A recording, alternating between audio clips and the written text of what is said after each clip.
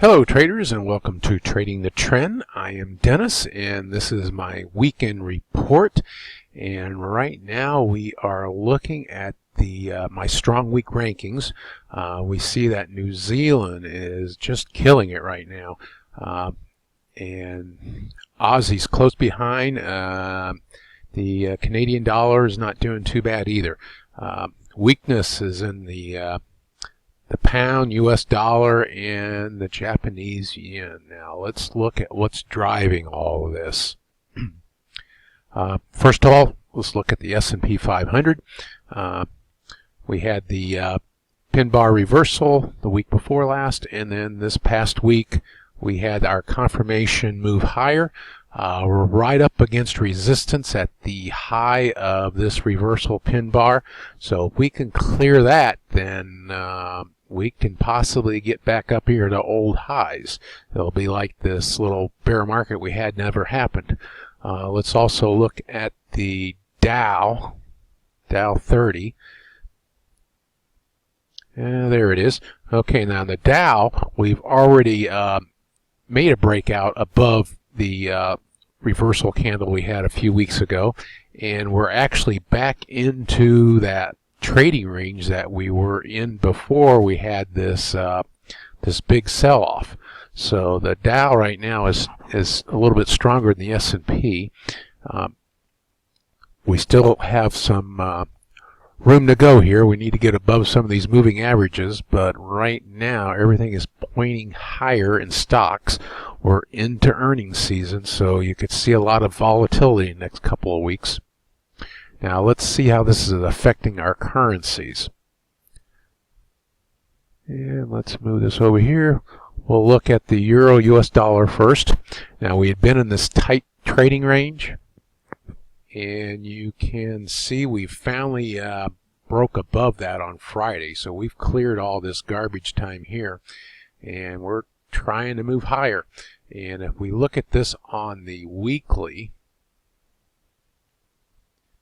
and move this over a bit, I had put this target area of 1,200 some time ago, and didn't know if we'd ever get there. But now, you know, we're trading it within this little channel here, uptrend channel, and that target is right in its line of sight. So we could eventually get up there. It's just going to be a bit of a slow mover since both of these currencies are kind of on the weak side right now. Now let's look at the next one we'll look at. Will be the Aussie US dollar. And this one is just on a storm right now. I mean, we got, what, 8 up days in a row. You know, we had our bottom here from this move lower, then we moved up, we came back down, but we did not make a lower low. So now we have a higher low, and we've gotten above this high, so now we actually have a higher high. So we've actually started an uptrend here. So that's important that we've started a new uptrend. We do have a lot of resistance ahead. If you look up here, we have this red line that I have painted at the 75.75 mark, and we see the 200-day moving average is coming to meet with that line very shortly. So you know, price, moving average, and this resistance area could all meet at the same time, or very, very close at the same time. So we'll need to see it break through there, and then after that, let's take a look at the weekly and see what long-term outlook for this trade could be. And let's back this out quite a bit here. Yeah, let's go back here, all the way back here to 2001, where we made a low. Then we had the long up move. And of course, this was the financial crisis, but it gave us a higher low. Even though we sold off, we were still higher than we were back over here. So we make a higher low, then we make a higher high. And now, if this is a low, it is a higher low than what we were here. So this is setting up for another move back up. And if we make a higher high, that means that we're going to move over 4,000 pips up from where we are right now. No one knows if we're going to get there, but it certainly is a possibility, and I will be trading for that possibility. Now let's take a look at the Euro Aussie, and let's start with the daily.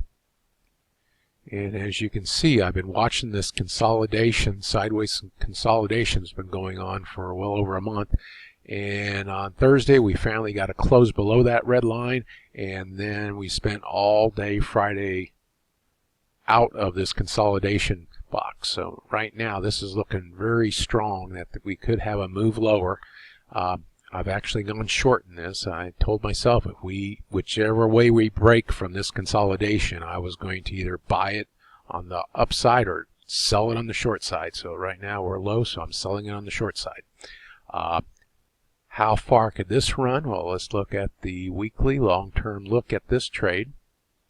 You know, we've had this big move down from starting in, there was your financial crisis period.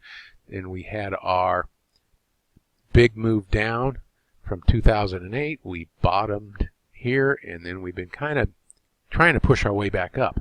And if you're a fan of Fibonacci retracements from here to here, and then this move up is right about the 50% retracement mark. So, and now we've topped out and look like we're moving back down again.